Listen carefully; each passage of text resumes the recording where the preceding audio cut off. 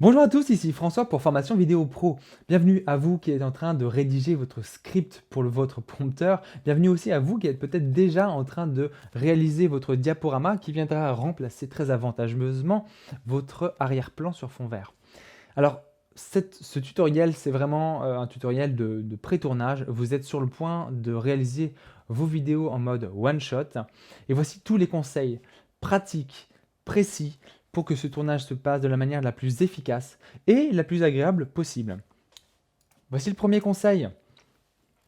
Vous devez commencer par choisir vos 3 positions sur votre vidéo. Par exemple, voici ma première position, position de référence.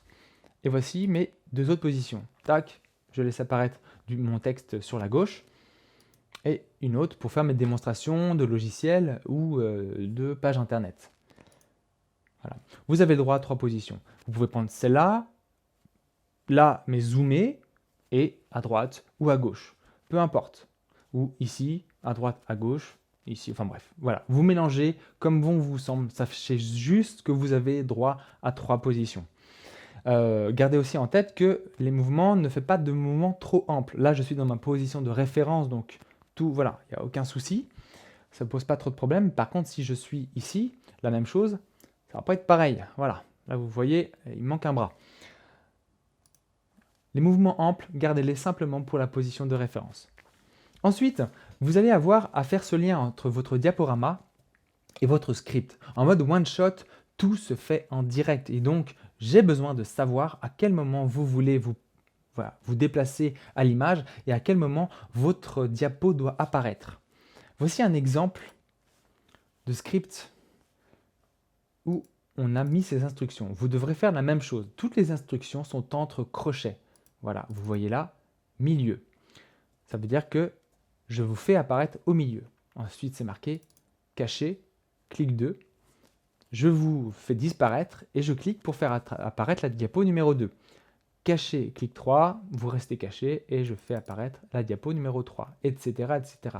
Droite, clic 5, je vous fais réapparaître à droite et je fais apparaître voilà, la diapo numéro 5. Alors tout de suite, vous allez me dire, c'est bien beau, mais comment je fais quand j'ai plusieurs clics au sein d'une même diapo? Ça arrive évidemment, il y a du texte qui apparaît, des images au sein d'une même diapo.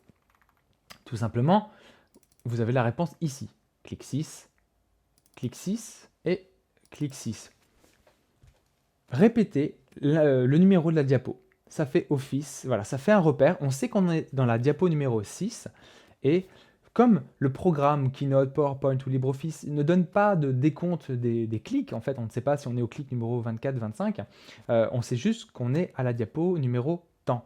Donc, quand vous avez plusieurs clics dans une diapo, simplement répétez le numéro de la diapo. Vous n'êtes même pas obligé d'écrire clic, on aurait pu marquer tout simplement droite 6 et après répéter 6, 6, 6.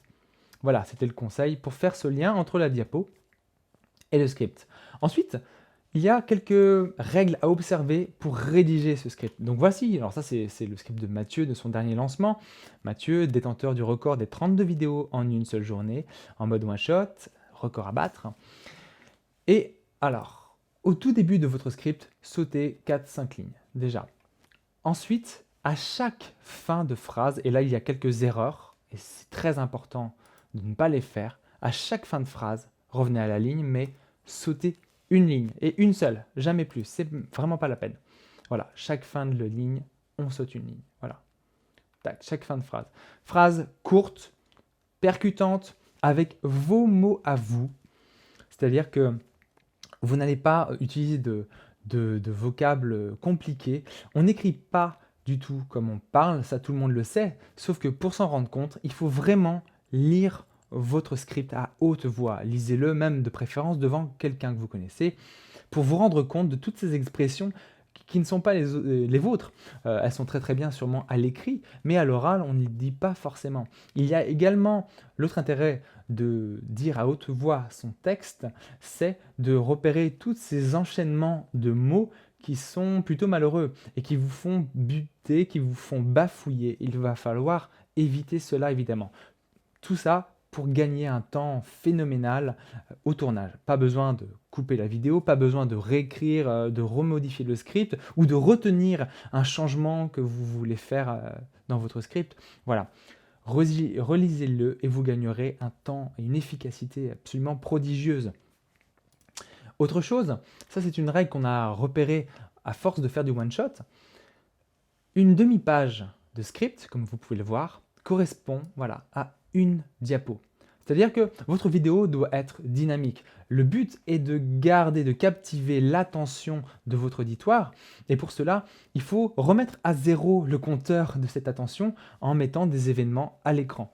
Donc quand vous voyez que vous avez écrit une demi-page de script, ça c'est le temps, c'est le signal pour vous dire hey, là il va falloir rafraîchir un peu le contenu, mettre un événement à l'écran. Et voilà, vous savez que vous devez changer de diapo, faire une nouvelle diapo. Là d'ailleurs, il y a 3 espaces. Non, il faut en laisser un seul. Ensuite, eh bien, vous allez peut-être vous planter. Ça arrive tout le temps, à tous les tournages. Donc quand vous vous planterez ou quand vous aurez envie de faire une pause parce que vous aurez soif, par exemple, eh bien, tout simplement, finissez votre phrase, restez calme, regardez la caméra, souriez, mettez-vous dans votre position de référence et attendez. Là, ce sera le signal pour le monteur de couper la vidéo. Il vous dira couper et là, vous pourrez exploser de rire si vous voulez. Mais ça, si vous n'attendez pas ça, voilà, ça va fragiliser le montage et ça va rendre le montage beaucoup plus compliqué après si vous ne faites pas ça. Ensuite, vous allez peut-être passer une journée complète debout devant la caméra. C'est assez pénible. Et donc, pour vous soulager, eh bien, je vous conseille de vous mettre pieds nus. Ce qu'on a remarqué, c'est que les pieds souffrent à rester debout, à piétiner pendant une journée complète. Eh bien, autant se mettre pieds nus, se mettre sur un petit tapis de sol, un tapis de yoga, genre au tapis de gym. Et là, voilà, vous garantissez un meilleur confort pour vos talons, pour vos pieds. Dernier conseil, les vêtements. Vous allez filmer sur fond vert. Vous ne pouvez pas porter de vêtements verts. Déjà, vous pouvez proscrire tous les vêtements verts et les dérivés proches. Ensuite, les vêtements noirs, il y a une petite particularité. Certains vêtements noirs génèrent quelques erreurs sur le détourage sur fond vert. Donc au cas où, si vous voulez évidemment être filmé avec votre magnifique veste noire, emportez-la, mais par sécurité, prévoyez un autre jeu de vêtements. Voilà, c'était tout pour cette vidéo. Je vous conseille très vivement, je vous exhorte de suivre tous ces conseils pour vraiment faire en sorte que votre tournage dispose de du meilleur rapport qualité-temps. Il ne me reste plus qu'à vous souhaiter un très bon tournage.